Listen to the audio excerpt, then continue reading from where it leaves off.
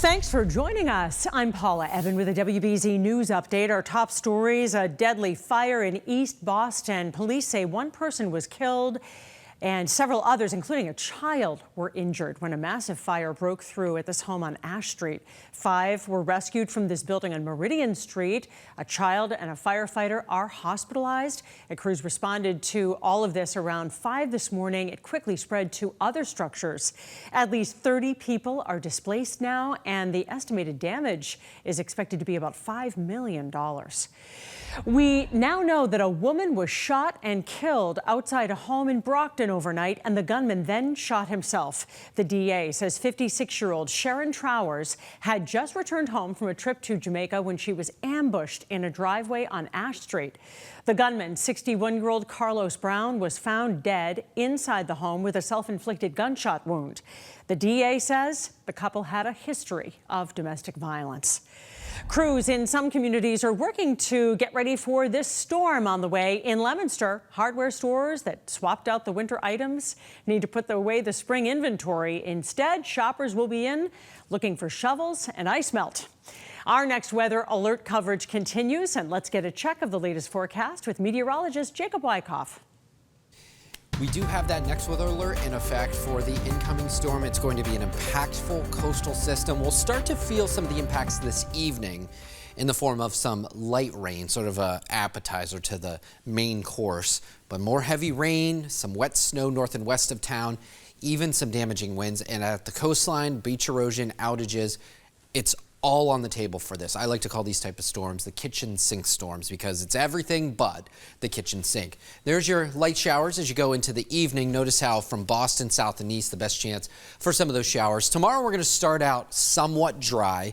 Certainly not a great start to the morning, but at least somewhat dry. And then we'll start to see the showers and the precip overspread the area. The best chance for accumulating snow is going to be after dark. So not during the daylight hours in some of the higher elevations. This is really a higher elevation, time of day type of storm as to what sort of precipitation we get. Pausing this at 5 o'clock as we drive home tomorrow. You're dealing with some of the moderate to even heavy showers, some sleet there in the pink. That's going to cut down on any sort of snow totals. But as the system starts to deepen, as you go into Thursday, that's where we start to see that changeover from rain to sleet and eventually some snow. And the biggest risk for some of that snow piling up enough that we start to see some plowable amounts north and along and north of Route 2 as you get closer to Boston, closer to 495, a little bit less of a threat, just simply because the ground's going to be too warm. Some of the snow is going to fall during the daylight hours.